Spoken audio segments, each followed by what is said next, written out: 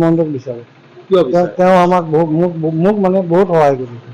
মোৰ বেমাৰত বহুত পইচা দিছে, বহুত সহায় কৰিছে। সামগ্ৰিকভাৱে কলিয়াবৰৰ উন্নয়ন হৈছে নাই? হৈছে। আপুনি কেশৱ মহন্তক বিচাৰে? কাৰণ তেওঁ মোক সহায় কৰিছে, মই তেওঁকে দিম। মোৰ বেমাৰত তেওঁ সহায় কৰিছে, বহুত সহায় কৰিছে, গতিকে আমি তেওঁকে দিম। 2024ত অসমত কি হোৱাটো বিচাৰে? অসমতো বিজেপি আহিব। অসমত বিজেপি, কিন্তু কলিয়াবৰত কেশৱ মহন্ত। ক'বলগীয়া কথাই নাই। আমাৰ এলায়েন্সৰ আমাৰ মিত্ৰজোঁটৰ চৰকাৰ এই এজিপিৰ আমাৰ কেশৱ মহন্ত ডাঙৰীয়াই জিকিব বুলি আমি পূৰা বিশ্বাস, আৰু আমি জিকামেই তেওঁ। আৰু কেশৱ মহন্তৰ অবিহনে আমাৰ ইয়াত আৰু কোনো প্ৰাৰ্থী দিব নোৱাৰে বা জিকাৰ কোনো সম্ভাৱনাই নাই।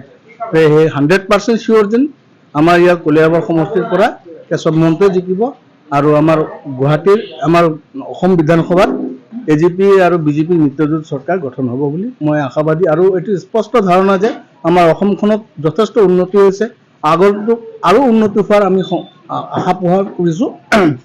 আৰু বিশেষকৈ আমাৰ কলিয়াবৰৰ যিখিনি সমস্যা সেইখিনি আস্তে আস্তে নিৰাময় হৈ আছে, আৰু বহুতো উন্নতি হৈছে আমাৰ ইয়াত।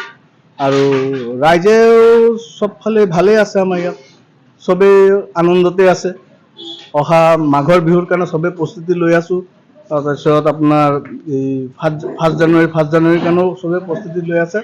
চব সুকলমে হ'ব, আৰু আমাৰ আগন্তুক বিধানসভা সমষ্টিত আমাৰ কলিয়াবৰৰ মানে কেশৱ মহন্ত ছাৰে জিকিব, আৰু আমাৰ বিধানসভাত এই হিমন্ত বিশ্ব শৰ্মা ছাৰ আমাৰ CM হ'ব, তেওঁকে আমি ভোট চৰকাৰেই বিচাৰাম আৰু কি বিচাৰাম। যোনটো আপুনি চৰকাৰ চৰকাৰৰ আছে কাম-কাজত সন্তুষ্ট হৈছে নাই? হৈছোঁ, ভালে কৰি আছে আৰু ভালে কৰিব। আপুনি বাইদেউ কি বিচাৰিব? ভালে বিচাৰি আছোঁ, কেশৱ মহন্ত আহে যদি, সেইটোৱে লাগে আমাক। দেশটো ভালে চলি আছে এতিয়া। আপুনি আকৌ পুনৰ শাসনলৈ কাক বিচাৰে? এই মোদীকে লাগে আমাক। অসমত হিমন্তই থাকে। কিয়? ভালেই কৰি আছে চব কাম ভাল কৰিছে। হা।